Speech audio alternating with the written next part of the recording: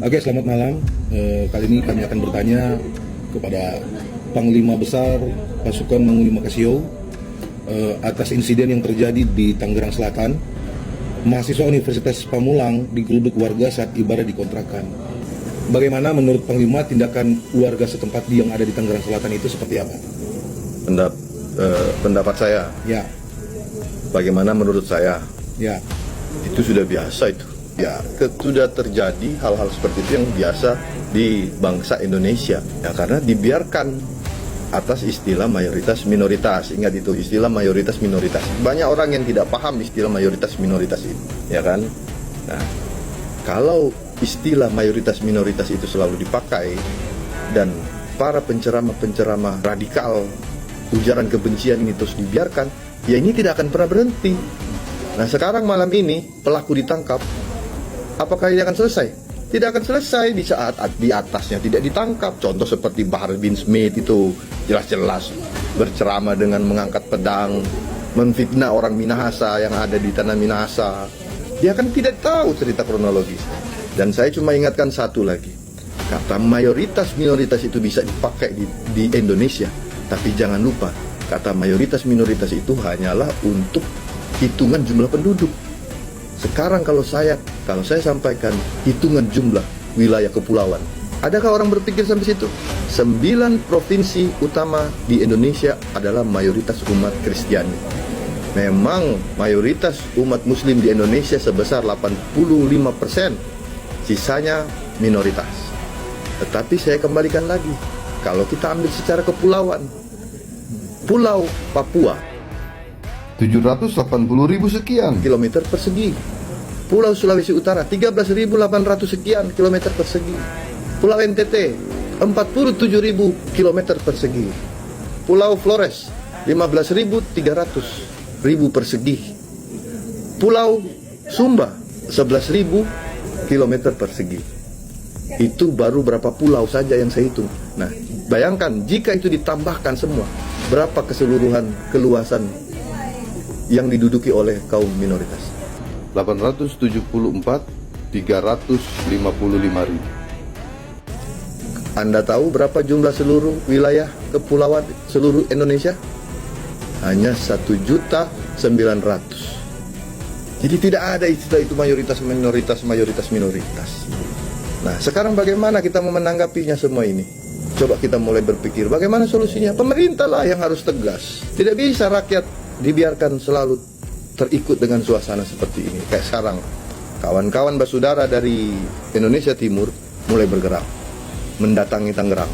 Mau jadi apa? Mau jadi perang saudara? Mau jadi perang agama? Saya mau pesan sama basudara yang ada di Jakarta, jangan terpancing. Kalian kalau sampai terikut perang saudara, rugi, tidak ada hasilnya apa-apa. Karena tidak ada pahlawan dalam perang saudara. Sudah terbukti, kasus Poso, kasus Ambon, siapa yang dilihat pahlawan? Tidak ada, ya kan? Korbannya ada, di CS, di Poso. Apakah harus terulang lagi seperti itu?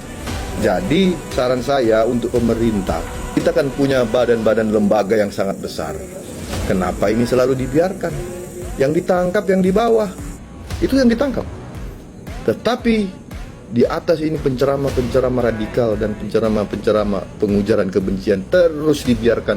Bahkan saya lihat penuh dengan kemewahan. Contohnya Habib Bahar bin Smith memamerkan kemewahannya. Contohnya Ustadz Abdul Somad memamerkan Harley Davidsonnya dengan klubnya lagi. Itu logika yang kita harus pakai. Jadi kita harus mengambil pemikiran antara kata mayoritas minoritas itu hanya sebagai jumlah penduduk, tetapi jumlah wilayah itu belum kita tambah dengan Batak dengan Kalimantan. Jumlahnya saja belum ditambah dengan Kalimantan dan Batak sudah 800.355 km persegi. Berarti kalau ditambahkan mungkin 1 juta atau 900. Jadi sekarang saya mau tanya, mayoritas minoritas itu berlaku untuk masyarakat, untuk jumlah penduduk, atau untuk kepulauan? Nah, kalau sampai minoritas ini merasa selalu dilecehkan seperti ini, merasa tidak pernah mendapatkan keadilan, dan mereka mengikuti pembela Papua, Apakah kita harus terpancing di situ? Jadi untuk pemerintah ya jangan sampailah. Kalau seandainya Indonesia Timur bersatu dan meminta jikalau tidak ada keadilan seperti ini terus-menerus, mereka meminta untuk referendum, apakah kita harus terpecah belah seperti itu? Dan sementara hanya mungkin 3 juta orang radikal yang ada di Jakarta pada khususnya dibiarkan bebas begitu saja. Mengerti nggak maksud saya? Jadi sekarang yang mayoritas minoritas siapa? Melalui kepulauan kita orang Kristen dan agama non Muslim itu adalah mayoritas kepulauan. Ya, ini berbahaya kalau mereka sampai berteriak meminta keadilan dan keadilan tidak pernah kunjung datang. Dan mereka meminta undang-undang internasional PBB untuk mengajukan referendum. Apakah Indonesia harus hancur seperti itu? Cuma karena 4 juta orang yang terpapar atau 3 juta atau 33 juta menurut BNPT yang terpapar radikalisme. Butuhnya ketegasan oleh pemerintah untuk mengatasi hal ini. Akarnya yang harus dicabut, akarnya yang harus dihilangkan, bukan korban pemaparan daripada paham-paham radikal yang terjadi. Contohnya Anies Baswedan jelas-jelas memakai politik identitas di saat pemilu kemarin, jelas kan? Nah, itulah yang dimaksud Pak Jokowi. Nah, di sini kita bisa menangkap Pak Jokowi sudah menjalankan, berusaha apa yang dia bisa lakukan. Kita berharap Pak Prabowo nanti di bulan Oktober setelah dilantik, beliau dapat menindak sesuai dengan untuk keutuhan NKRI yang sesungguhnya. Jadi kembali ke kesimpulan, kita boleh minoritas di jumlah penduduk, tetapi pemerintah jangan pernah lupa kita bagian mayoritas di jumlah kepulauan, dan itu wilayah kepulauan negara Republik Indonesia yang jumlahnya seluruh wilayah kepulauan Republik Indonesia sebesar 1.900.000 sekian.